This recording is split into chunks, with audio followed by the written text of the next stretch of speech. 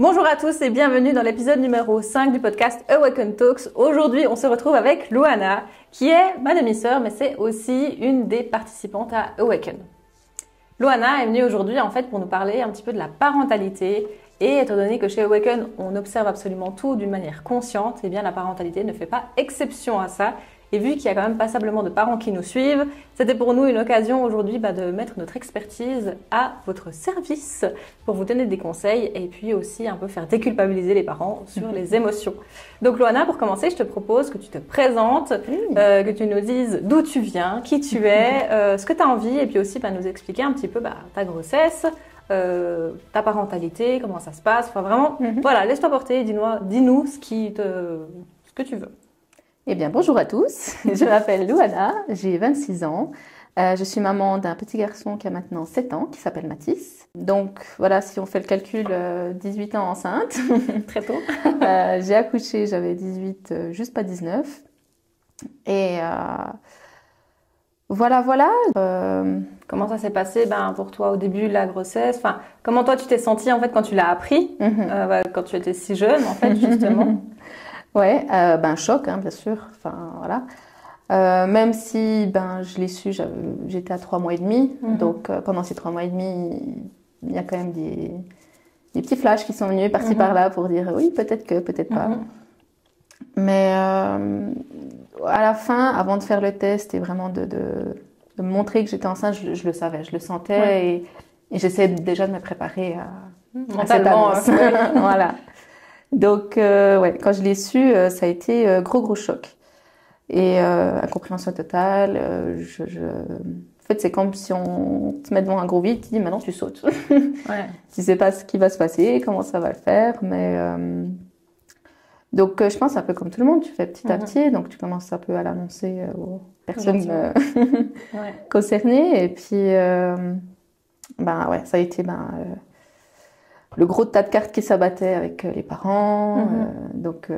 Et tu t'es sentie soutenue pendant cette période ou tu avais un peu l'impression de pouvoir compter que sur toi-même? Non, je savais que je pouvais compter que sur moi. Après, je savais aussi que si vraiment je voulais en parler, il y avait des gens autour. Mais je pense que dans ces moments-là, surtout quand tu es jeune, tu as besoin de faire le process pour toi parce que tu as peur du jugement, parce que voilà. Bon, moi, tu sais que tu es en sécurité avec toi-même, quoi. Ouais.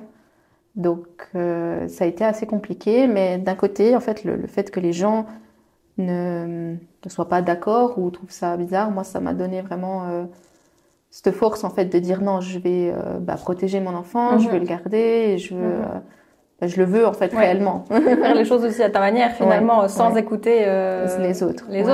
Et franchement, pour la jeune fille que tu étais de 18 ans, je trouve ça assez incroyable que justement tu te sois choisi toi, que tu aies choisi tes envies indépendamment de tout le monde, de tout le reste. Donc franchement, tu peux être hyper fière de toi par rapport à ça. Maintenant, mais c'est ça, tu le fais inconsciemment, je pense, sur le coup, tu vois. Et puis, c'est juste de faire un pas après l'autre. Ouais, c'est ça, Et donc voilà, ma grossesse en soi, elle s'est bien passée, j'ai pas eu de gros problèmes. Après, comme je pense tout le monde qui est dans ce milieu-là, se pose plein de questions de comment ça va se passer, de comment faire au mieux pendant la grossesse. Je pense que ça m'a fait aussi beaucoup de bien à ce moment-là parce que j'ai pu en fait donner du bien à cet enfant et de l'amour déjà durant la grossesse et ça je trouve que c'est aussi très important. Tellement important. De créer déjà ce lien en fait entre les deux. Oui. Et ça m'a apporté aussi beaucoup à moi. Je me sentais du coup beaucoup moins seule et en fait j'avais quelqu'un qui était là tout le temps clairement. Avec moi. Et je rebondis sur cette grossesse justement parce qu'en fait les enfants ressentent déjà les choses dans le ventre. Souvent sur le coup on n'y fait pas forcément attention et puis ça reste encore un peu abstrait au début quand l'enfant est encore dans le ventre. Alors peut-être plus abstrait pour les personnes autour que pour la maman, mais ça reste quand même un peu abstrait parce que le petit humain n'est pas encore là. Pour nous, au début, on appelle ça en plus un embryon, on n'appelle même pas ça un bébé, donc ça déshumanise encore un peu plus. Sauf qu'à ce stade-là, en fait, l'âme de l'enfant est déjà là. L'âme arrive généralement 1 ou 2 jours après la fécondation. Donc en fait, ce qui veut dire que y a déjà tout un process qui est en cours en fait de ressenti et la conscience qui commence à se développer déjà. In utero, et surtout sans filtre. Enfin, c'est ce que je pense, c'est qu'il n'a aucun filtre et il y a tout qui arrive. Il y a tout qui passe. Sauf que bien évidemment, il n'a pas conscience d'exister Donc forcément qu'en fait tout ce qui se passe, ça va venir dans le subconscient, dans l'inconscient, et en fait ça sera pas du tout conscientisé. Quand il va grandir et tout, il va pas du tout se souvenir, l'enfant. Enfin nous on ne se souvient pas. Bien sûr. Ouais. Je sais qu'il est déjà arrivé à certaines personnes de se souvenir, mais je pense que c'est des cas très exceptionnels, extraordinaires. Mais justement, tout ça en fait, tout ce qu'on vit quand on est dans le ventre de notre maman, donc in utero, ça a un impact sur notre vie ensuite d'adulte. Mais c'est un peu indépendamment des facteurs extérieurs parce que toi en tant que maman, même si tu faisais du mieux que tu pouvais, t'avais pas vraiment d'influence sur mes ressentis. Voilà, c'est ça. Je me gérais tellement pas que exactement. Donc t'as fait du mieux que tu pouvais de toute façon. Et puis après, le but, enfin de dire ça en fait, c'est pas du tout pour culpabiliser les parents que je dis ça. Mais c'est juste pour mettre de la conscience sur, ouais, ok, effectivement, en fait, ce que je vis pendant ma grossesse, la manière dont je vais me sentir, mes ressentis, mes émotions et tout, ça va influencer l'enfant. Ouais. Mais ça veut pas dire qu'il faut tout faire juste, ça veut pas dire qu'il faut être parfait, pas du tout. C'est juste pouvoir mettre de la conscience dessus et puis faire du mieux qu'on peut, en fait, tout simplement. Ça j'ai remarqué en voulant être parfait pour les enfants, que ce soit déjà dans le ventre ou pas, on en fait encore plus de bêtises, j'ai l'impression, et on n'est plus autant authentique. Ouais. Et je trouve que c'est dommage pour... C'est beaucoup véhiculé en ce moment, surtout dans notre ère du développement personnel, du bien-être, etc., santé mentale. Limite, on marche sur des œufs maintenant, je remarque. Il y a beaucoup de parents qui travaillent sur eux et du coup, ils ont tellement peur de faire faux avec leurs enfants. Parce qu'avant, à l'époque de nos parents, ils se posaient pas la question. Ils se posaient pas la question, ils faisaient les choses presque machinalement et puis on verra bien comment ça va se passer. Voilà, il n'y a pas autant d'introspection à l'époque de nos parents.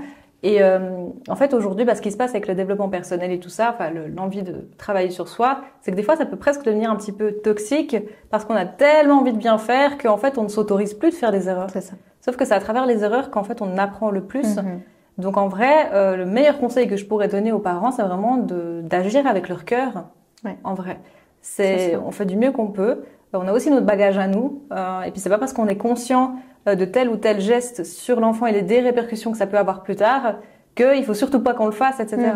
Non, on fait du mieux qu'on peut. On comprend des choses sur nous. On peut expliquer à l'enfant aussi. Puis si une fois, par exemple, on fait une erreur et puis on s'en rend compte, juste expliquer à l'enfant, ok, là, je me suis trompée, je suis désolée. Et puis être ouvert, en fait, tout simplement à la communication. Et pour rebondir sur l'erreur, c'est vrai que ça, c'est super important et je le vois avec lui, c'est que déjà, en prenant nous conscience qu'on a fait une erreur, on peut s'améliorer. Et en lui expliquant, lui aussi, il peut voir qu'on a le droit de faire des erreurs. Et même en étant adulte, il continue à faire des erreurs. Et qu'au contraire, c'est pas quelque chose de mal, mais c'est super bien. Et c'est comme ça qu'on apprend, il n'y a pas d'autre manière. Tellement. Tellement de personnes ont peur d'échouer dans leur vie qu'en fait ne font rien et restent vraiment immobiles. C'est ça. Et clairement que ça vient de l'enfance, puis qu'on n'a pas le droit de faire des bêtises. Parce que si on faisait des bêtises, il y avait des répercussions, il y avait des réprimandes. Et du coup, nous, en tant qu'adultes, on n'ose pas forcément essayer des choses parce qu'on se dit si j'échoue, ça va être horrible et tout, etc. En fait, les erreurs, c'est en fait même pas des erreurs en vrai, c'est juste des expériences de vie, apprentissage. Que ça soit dans le bien ou dans le mal, mais ça reste des apprentissages.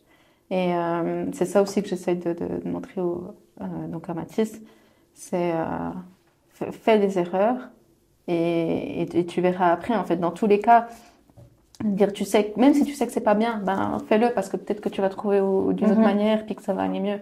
Et j'aime bien toujours lui dire, écoute, ça, moi je pense que c'est pas bien parce qu'il y a ça, mais fais-le et tu restes responsable des conséquences qui sont derrière, en fait. Et en plus, tu lui apprends la responsabilité de soi. Voilà, Donc de pas reporter sur l'extérieur nos agissements ou qui on est, notre vie, en fait. Ça lui apprend aussi justement qu'il a un impact sur sa vie et qu'il peut créer sa vie, en fait. Exactement, de la bonne ou de la mauvaise.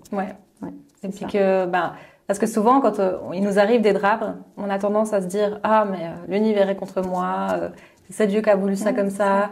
Et puis finalement, la responsabilité personnelle de l'individu est complètement mise à côté, alors qu'en fait, on est tous responsables de nos choix, de qui on est et de notre vie, en fait. Parce que je rappelle que notre vie actuelle est le reflet de notre monde intérieur. Et des fois, ça paraît un peu abstrait ou un peu discours bateau, mais en fait, c'est tellement vrai.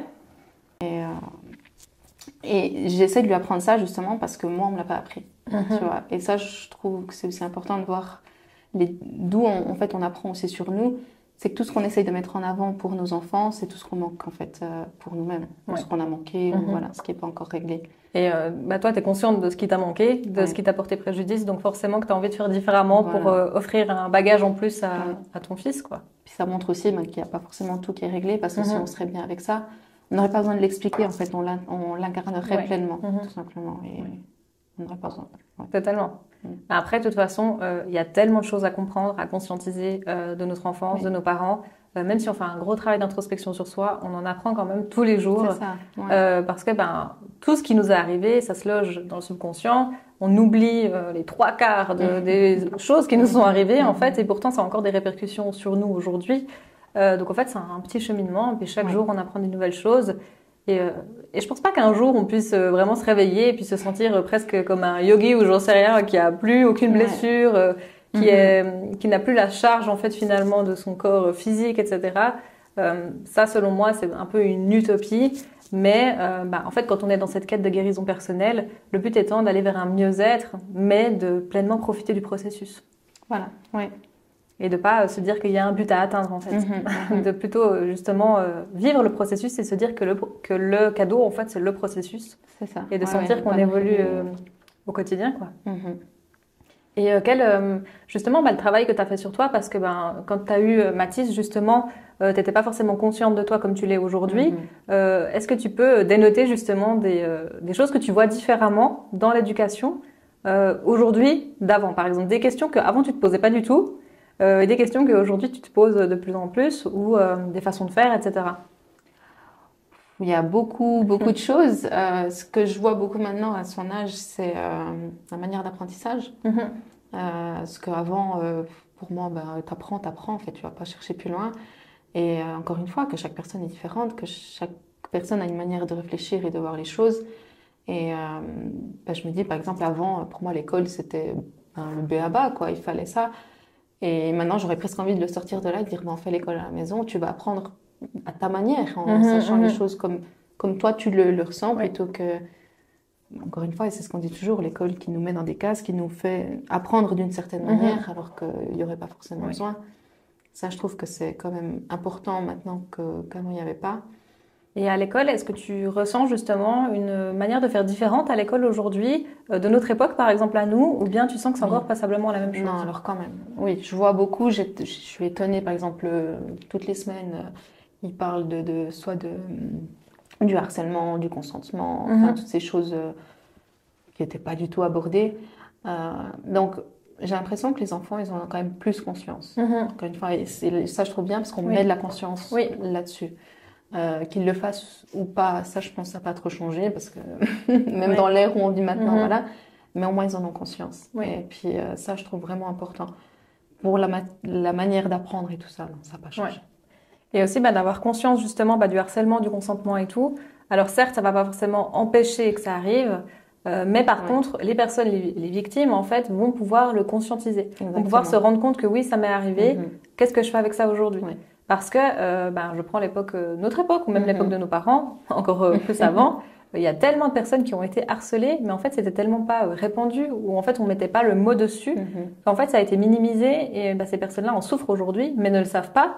Parce que en fait, c'était pas ça, et en fait, c'est même pas dans la conscience, en fait. Donc, peut-être que la personne n'a pas du tout confiance en elle, peut-être qu'elle est anxieuse en public, à cause d'un harcèlement qu'elle a vécu dans l'enfance, sauf qu'elle ne se rend pas compte que c'est ça, parce que, ça a été mis sous le tapis, quoi, en fait, tout simplement. Donc aujourd'hui, de mettre des mots dessus, c'est super important, mais ça n'empêche pas que ça arrive, parce qu'en fait, finalement, ça fait quand même partie de l'expérience humaine. Ça fait partie de tout ce qu'on a besoin de savoir. Exactement. Et ça, c'est aussi quelque chose que je dis beaucoup parce que quand on entreprend un travail de guérison, ça ne veut pas dire qu'on va plus vivre de drame. Ça ne veut pas dire qu'on va plus vivre d'expériences douloureuses, mais ça veut dire qu'on aura une autre façon de les appréhender, beaucoup plus dans la résilience, et surtout, on va toujours être dans la quête de « Ok, ça m'est arrivé, ok, je l'accueille, qu'est-ce que j'ai à comprendre sur moi, qu'est-ce que c'est venu m'enseigner ?» Au lieu d'être justement soit dans le déni, soit dans le rejet de la situation, et puis en fait finalement de masquer ça, et que prendre le risque que plus tard ça ressorte sous forme par exemple de maladie. Oui, c'est ça. Je vais revenir aussi à ça avec le harcèlement, ce que je trouve bien, c'est le fait d'en prendre conscience, les autres enfants aussi sont là pour l'entraide. Et je trouve ça super important aussi que dès le plus jeune âge, il y ait cette cohésion en fait de groupe, d'entraide. Et voilà, s'il y en a un qui se fait harceler, les autres, ils vont aller directement. Oui. Alors qu'avant, ils avaient peur, ils voulaient Oui. pas forcément... Et avant, ils avaient peur ouais. de se faire harceler eux-mêmes. Donc forcément C'est ça, que... c'est ça. alors que avant, c'était presque bien vu de harceler, Oui, je trouve en tout c'était cas. Ouais, c'était un peu genre les harceleurs, c'est un peu les kings Voilà. en gros. Ouais. Et aujourd'hui, c'est plutôt l'inverse. Mhm. C'est plutôt les personnes qui vont soutenir la personne qui est harcelée, Exactement. qui Ouais. vont être justement félicitées entre guillemets. Donc vraiment, cette Ouais. conscience, elle est de plus en plus C'est ça. Donc, il y a établie. cette tendance quand même qui j'espère, Oui, changera parce Mhm. que à cet âge, c'est tellement violent en fait C'est ce que ça, les c'est enfants ils se font super subir. violent. Subir, pardon. Ouais. Et ils ont pas conscience de l'acte, des mots qu'ils disent et même des gestes, enfin que ce soit n'importe quoi, mais Ouais. c'est beaucoup plus violent qu'avant. Ouais. Et Malheureusement. Et malheureusement, c'est ce qu'on voit aussi parce que un enfant de ses 0 à ses 7 ans prend tout pour acquis, prend tout Oui. pour vérité. Et aujourd'hui, les enfants ont tellement accès à l'information, ont tellement accès à plein de choses, qu'en fait, ils voient plein de choses et qu'en fait, ils ne font pas la distinction entre ce qui est vrai, ce qui n'est pas vrai, parce que pour eux, tout ce qu'ils voient, ils l'absorbent. Ouais. Donc en fait, forcément qu'ils sont dans cette... dans cette conscience-là, aujourd'hui, ok, ce que je vois sur Internet, c'est vrai. Ouais, bien Et sûr. malheureusement, vu que les parents, des fois, ne sont pas forcément toujours présents, en fait, ils sont sur Internet, ils voient plein de choses, et puis en fait, ils prennent ça pour vérité, ils n'en parlent pas forcément, les parents ne sont pas là pour surveiller, et malheureusement, après, ça a les répercussions à l'école. Ouais. Et sur soi, et ça revient après sur la famille, c'est ça. Ouais. L'accès à l'information, je trouve ça vraiment bien maintenant pour les enfants, parce que autant nous, j'ai l'impression qu'on était presque ignorants, tu vois. Et puis qu'on vivait dans un monde de bisounours et donc on n'avait pas conscience du reste. Là, on donne l'accès à l'information, on dit voilà, regardez. Donc on se retrouve avec des enfants qui sont beaucoup plus ouverts, tu vois, même qui ont plus de connaissances et tout ça. Mais j'ai l'impression qu'ils se perdent là-dedans, tu vois, qu'ils sont tellement... Et qui se posent plein de questions après. Sur eux-mêmes, sur qui ils sont. Enfin, je le vois beaucoup au plus jeune âge maintenant que beaucoup d'enfants se demandent qui ils sont. Après, en ce moment, il y a beaucoup une question aussi d'identité de genre. C'est plein de questionnements qui sont ouverts comme ça. Et finalement... Et on les jette dedans. Ouais, c'est ça. Et personne n'a la réponse à ce qu'ils ressentent, en fait. Et je pense vraiment que la plupart des adultes se sentent un peu démunis face à ça parce que eux-mêmes ne savent pas qui ils sont. Donc, comment enseigner à un enfant de trouver qui il est si nous, adultes, on ne le sait pas? Et ayant fait un cheminement sur moi, je peux dire que ça fait pas très longtemps que je sais qui je suis. Mais disons que c'est pas une information dans le sens, je vais pas pouvoir te dire avec des mots qui je suis, mais c'est vraiment un sentiment profond, tu vois, et de sentir que je suis accomplie, que je suis moi-même. En fait, en gros, c'est ça. Mais j'ai pas. Si on me pose la question qui es-tu, je vais pas te décrire avec des mots. Alors je suis telle personne, etc. C'est vraiment un ressenti intérieur. Et ça a été possible parce que justement, je suis allée voir tout ce qui s'est passé dans ma vie, mes parts d'ombre, etc. Ça a été un profond travail qui a été fait dessus. Et puis c'est pas en deux semaines que ça a été libéré. Mais c'est plein de petites choses mises bout à bout en fait qui ont permis ça. Mais disons que c'était pas mon but, tu vois. Enfin, c'est juste une fois, je me suis un peu réveillée entre guillemets et je me suis sentie complète. Je me suis sentie moi-même et c'est venu comme ça en fait. Donc c'est pour ça que selon moi, la connaissance de soi devrait passer avant toute chose. Même avant de trouver un métier quand on a 15 ans. Bien sûr. Parce qu'en fait, pour moi, c'est aussi une envie que j'ai avec Awaken justement. De pouvoir permettre aux gens de savoir qui ils sont.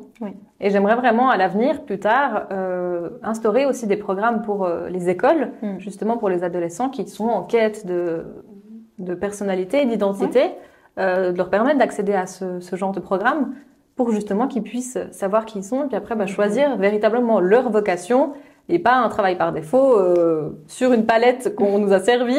Oui, c'est ça. Et puis on doit juste choisir.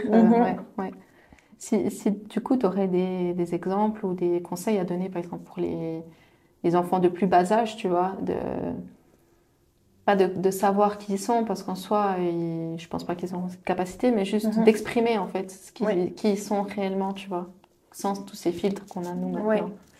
Déjà, de se dire qu'en fait, un enfant est vraiment dans sa vérité. un enfant sera toujours dans sa vérité et sera beaucoup plus sage qu'un adulte. Ça, c'est une chose que souvent on nous a fait croire le contraire, que c'est les adultes qui ont raison, que c'est l'adulte qui a le dernier mot, etc. Alors qu'un enfant est tellement plus conscient. Parce qu'en fait, un enfant n'a pas encore vécu de traumatisme. Enfin, théoriquement, je fais une généralité. Un enfant est pur à la base, même s'il arrive sur Terre avec quand même un certain bagage.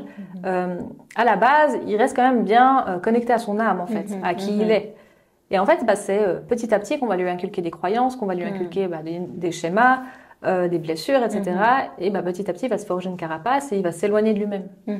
En fait, c'est cette carapace, ce brouillard mental, en fait, qui nous éloigne de nous-mêmes. Donc en fait, j'ai envie de dire à toutes les personnes qui sont en quête de sens, de se reconnecter à l'enfant qu'ils ou elles étaient. Parce qu'en vrai, c'est dans notre enfance qu'on était le plus clairvoyant, on va dire ça comme ça, et qu'on voyait avec le plus de distinction la vie, en vrai, avec un grand V. Oui. Et vraiment, c'est de se connecter à des choses simples, comme se connecter à son cœur. Qu'est-ce qu'on a vraiment envie au fond de soi, sans l'esprit logique, analytique et tout, mais qu'est-ce que moi j'ai vraiment envie? Quels étaient mes rêves d'enfant? Quand c'est que je rêvais grand, qu'on te demandait qu'est-ce que tu voulais faire dans la vie, et que tu disais astronaute ou des choses vraiment qui paraissaient invraisemblables, alors qu'en fait, en réalité, c'était des aspirations. Oui, c'était des aspirations, des envies profondes, et surtout, en fait, rien n'est trop beau, rien n'est impossible. Et vraiment d'enlever toutes ces barrières mentales, parce qu'en fait, la société nous met dans des cases, nous met dans des catégories, et en fait, nous met dans la peur. Et donc, en fait, on se limite dans notre expansion de qui on est, au lieu de nous connecter à vraiment qui on veut, qui on est. Et en vrai, s'il y a une chose qu'on a envie, allez. Genre vraiment, go, quoi. C'est ça, Si c'est une envie du cœur, un élan du cœur, pour moi, il n'y a pas de raison que ça fonctionne pas. Peu importe ce que c'est. Bien sûr. Peu importe si c'est une passion, un métier, quoi que ce soit, vraiment, écouter son cœur à 100%. C'est lui qui a raison. C'est important. Mais tu vois, si on reprend, par exemple, l'enfance, une personne lambda, elle va dans tous les cas inculquer ses croyances, ses peurs et tout ça à l'enfant. Mais si on prend, par exemple, toi, voilà, et un jour, tu as un enfant, comment tu vas lui dire, ou comment tu vas te dire à toi, je vais pas inculquer telle ou telle croyance, ou je vais pas, tu vois. Parce que dans le quotidien, ça reste... Il y a encore des choses qui restent, bien évidemment. Je sais que j'ai allégé une part du morceau de gâteau. On va dire ça comme ça.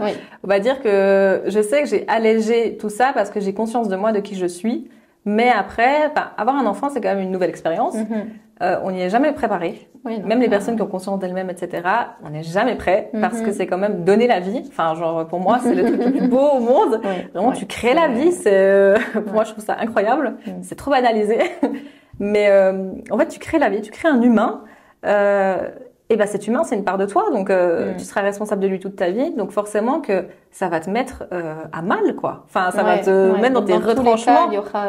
Dans tous les cas, il y aura ces peurs, les émotions et tout ça, on peut pas prédire comment ça va se passer. Et je sais qu'en tous les cas, je ferai du mieux que je peux. J'ai rien envie d'inculquer de spécial à mon enfant, plutôt de me dire, j'ai plutôt envie d'apprendre à le connaître en fait. J'ai plutôt envie de savoir qui sera mon enfant, quelle sera sa personnalité, et plutôt c'est plus moi qui vais apprendre des choses de lui, je dirais, plutôt que l'inverse. Parce que je me dis vraiment, voilà, ça va être mon enfant, il va venir aussi avec son bagage, puis j'ai envie d'apprendre à connaître qui il est, d'où il vient. Et vraiment, ce sera un échange comme ça. Et après, je vais l'inviter à se poser des questions et tout ça, mais toujours à se faire son propre avis sur chaque sujet, justement. Je vais pas lui enseigner une vérité ou une façon de faire, etc. Le but, ce serait vraiment qu'il soit à l'écoute de lui-même, de qui il est, de ses envies. Et je pense que ça sera déjà très bien. Oui, bien sûr. Donc, non, j'ai pas d'autres... Voilà, je voulais en façon de faire. Je pense que dans tous les cas, en fait, les croyances qu'on a, nous, qu'elles soient bien ou pas bien, programmées, pas programmées, que dans tous les cas, elles vont passer à l'enfant, en fait. Oui. En fait, même, on a beau travailler toute notre vie là-dessus, le subconscient représente le 95% de l'esprit. Forcément que dans son subconscient, il y a encore des croyances, des mécanismes automatiques, des façons de faire. Et puis d'un coup, je pense qu'on peut se surprendre à parler d'une manière, puis d'un coup, on se dit, wow, on dirait ma mère. Et en fait, ça vient comme ça, et c'est OK. Juste le truc, c'est qu'il faut s'en rendre compte. Si on s'en rend pas compte, ma foi, tant pis. Mais le but étant de s'en rendre compte, de se dire, ah ouais, OK, là, j'ai eu un mécanisme, un automécanisme. OK, qu'est-ce que je peux faire pour le décanter? Qu'est-ce que je peux faire pour le casser, justement? Et qu'est-ce que j'ai à comprendre de ça? Et puis après, si on comprend, si l'enfant est en capacité de comprendre aussi, de lui expliquer, Et de dire, écoute, je reviens sur ma parole. En fait, c'était pas tout à fait ça que je voulais dire. Et puis voilà. Ouais, En vrai. ouais. Puis il n'y a pas de juste ou de faux, en fait. Faut juste se laisser vivre, quoi. Non, ouais, c'est ça. Parce que ce qui est important, surtout, c'est que dans tous les cas, qu'on fasse juste, qu'on fasse faux. Enfin, il n'y a pas de juste, il n'y a pas de faux. Qu'on fasse, l'enfant, il va prendre exemple sur nous, comme on dit toujours. Oui. Donc, autant justement le faire du mieux qu'on peut avec notre cœur. C'est ça. Il le fera tout autant, quoi. C'est ce que je me dis. Sincèrement, tant qu'on agit avec notre cœur, en étant connecté à notre cœur, à notre espace sacré presque, il n'y a pas de raison que ça se passe mal. Après, l'enfant est venu quand même. Si l'enfant vient dans une famille, c'est pour expérimenter aussi. Ça fait partie de son cheminement aussi. Et c'est pas en le protégeant à tout prix des expériences que ça va l'aider. Au contraire, parce que ces expériences, il va les vivre plus tard, d'une autre manière. Donc, autant qu'il puisse vraiment pleinement expérimenter avec nous et de se dire qu'on s'est choisi mutuellement, de toute façon. Donc, on a de toute façon à apprendre l'un de l'autre, quoi. Ouais, et pas avoir cette culpabilité. Tellement important. La culpabilité parentale, là, c'est normal parce que on a tellement fait faux, entre guillemets, avec nous, qu'on a surtout pas envie de faire faux avec notre enfant. Alors qu'en réalité, nos parents ont fait du mieux qu'ils pouvaient avec les outils qu'ils avaient à l'époque. Et puis voilà, puis c'est le passé maintenant. Oui, il faut travailler dessus. Le but n'étant pas de mettre ça sous le tapis. Le but étant vraiment de pouvoir explorer absolument chaque partie de ta vie en étant dans l'amour, l'acceptation, la résilience. Mais pour arriver à ce stade-là, il y a besoin avant de quand même guérir chaque part, quoi. Mais après ça, il n'y a pas de culpabilité à avoir parce qu'en fait, on fait du mieux qu'on peut. En vrai. C'est ça, il n'y a pas de perfection. Et vouloir être dans la perfection, on en revient quand même encore au syndrome de l'enfant parfait. Dans la rigidité, donc dans le fait de vouloir faire juste, comme le dit la blessure d'injustice justement. Donc ça montre encore des blessures de vouloir être parfait. Oui, bien sûr. Donc en fait, juste se laisser vivre, je pense que c'est ça le plus cohérent avec notre identité d'humain en fait, tout simplement. Oui, on voulait parler aussi du consentement. Le consentement, vaste sujet. Dans notre époque, c'était pas du tout abordé, le consentement. Ça m'aurait évité bien des choses. Parce qu'en fait, depuis tout petit, je me souviens encore quand tu vas chez le médecin et tout ça, le médecin, il te touche, il te palpe, machin. Personne ne demande rien. Le vieux monsieur, là, il te fait des vaccins et tout. Personne ne te dit, on va te faire ça, etc. Donc, déjà, là, c'était pas du tout appris. Puis après, moi, je l'ai vu plus tard aussi. Les enfants, il faut faire des bisous, il faut faire ci, il faut faire ça. Et on n'a pas du tout demandé à l'enfant est-ce que tu es OK est-ce que tu veux bien faire un bisou est-ce que ça ne te dérange pas et même moi, j'ai vu ça aussi sur des personnes de ma famille, tu vois, des enfants de ma famille, qui, eux, ne respectaient pas le consentement, du coup. Voilà. Tu vois, à venir faire des bisous et tout, alors que toi, tu n'avais pas forcément envie. C'est ça. Donc, c'est vraiment mutuel. Et puis après, plus tard, malheureusement, ça peut apporter d'autres choses encore plus graves, comme des agressions, comme aussi des viols, de l'inceste, etc. Parce qu'il n'y a pas cette notion de c'est mon corps, stop, quoi. Oui, c'est mon corps, ou même au-delà, c'est mes idées, c'est mes choix, parce que on peut aussi, même en étant enfant, vouloir faire des choses et qu'on n'a pas le consentement des parents, ce qui peut être aussi très frustrant, quoi. Donc, dès le plus jeune âge, c'est vraiment le plus important, c'est de leur dire, c'est ton corps, c'est tes pensées, c'est tes actes. C'est vraiment, je pense, ces trois choses-là, elles sont à toi et tu es responsable de ça, ce qui est quand même une grande responsabilité quand même. Mais ils ne donnent pas cette responsabilité aux autres. C'est surtout ça. Totalement. Et surtout de pas, de mettre ses limites en fait. Justement d'oser dire si c'est oui, non, ça me convient pas. Et puis de pas avoir peur de le dire, de pas avoir honte de le dire, parce que c'est normal en fait. Des fois on a presque honte des fois de dire non, comme si c'était nous qui avions fait quelque chose de pas bien, alors que non, pas du tout en fait. C'est ok. Donc vraiment, tous les parents qui nous écoutaient, vraiment de demander à l'enfant en fait s'il est d'accord, s'il n'est pas d'accord, si ça lui convient pas, vraiment d'être dans cette ouverture de communication, quoi. Pour moi, c'est presque une forme de respect, tu vois, respect de l'autre, tout simplement, savoir avec quoi il est ok et pas ok. Totalement. Et je suis la première à demander, Mathis, je peux te faire un bisou. S'il me dit non, je vais pas aller. Et au contraire, il va même être très fâché si je vais venir. Et même si ça nous fait mal à nous, en tant que maman ou papa, n'importe, c'est dire ok, ça me fait mal, mais je respecte. Et là, je suis en train de respecter l'entièreté de mon enfant, quoi. Et le consentement, on le retrouve aussi dans la vie d'adulte, je trouve. Par exemple, des choses un peu bêtes, basiques, mais tu sais, quand quelqu'un vient, te donne un conseil non sollicité, pour moi, c'est pas du consentement, tu vois. C'est vraiment genre la personne, elle a franchi une limite, là, elle t'a pas du tout demandé ton avis si t'es OK de recevoir un conseil. Elle y est allée, quoi, directement. Et elle t'a pas demandé ton avis. Et ça, je le vois énormément aussi dans le domaine, justement, thérapeutique. Il y a beaucoup de praticiens qui font des fois des soins sur des personnes qui ne sont pas au courant. Parce qu'en fait, elle veut le bien faire. Alors, sur le coup, on a l'impression que ça part de l'amour, etc. Mais en fait, non. Du contrôle, du pouvoir. C'est du contrôle et c'est le syndrome du sauveur qui veut sauver tout le monde. Alors qu'en fait, si une personne n'a pas sollicité notre conseil, n'a pas sollicité nos soins, c'est non. Donc, c'est hyper important de vraiment mettre cette barrière. Tant qu'on ne demande pas, c'est non. Tant qu'on n'a pas un oui clair, c'est non. C'est ça. Et ça, c'est un truc qu'on répète souvent aussi dans le consentement au niveau sexuel. Mais c'est dans tout. C'est vraiment, tant que tu n'as pas un oui clair, c'est que c'est non. C'est ça. Je pense que sexuel, c'est peut-être encore un autre... Enfin, ça revient au même, mais c'est un autre sujet à prendre à part. Parce que ce que je voulais dire, c'est surtout que il faut savoir aussi dire non. Parce qu'en ne disant rien, on donne notre consentement. Alors, je ne veux pas mettre ça dans le truc sexuel parce qu'il y a des autres paramètres à prendre en compte. Mais c'est simple, si quelqu'un arrive vers toi et lui dit viens, on va faire ça aujourd'hui, il faut aussi que tu puisses dire non et que tu aies la confiance et la force en toi de... Effectivement, que si on ne nous l'a pas appris durant l'enfance, forcément qu'aujourd'hui, on a du mal à dire non. Parce que on a soit peur de se faire abandonner, soit rejeter, etc. Donc, des fois, on n'ose pas dire non. Et pourtant, le non est tellement libérateur. Et je trouve que ça, justement, ça nous redonne notre pouvoir. Oui, ça nous redonne notre souveraineté. Et puis surtout, on se fait passer en priorité. Et puis se faire passer en priorité, c'est pas du tout de l'égoïsme. C'est juste, OK, je fais passer mon bien-être en priorité. Ça me permet d'être en harmonie avec moi-même et d'entrer avec les autres. C'est ça.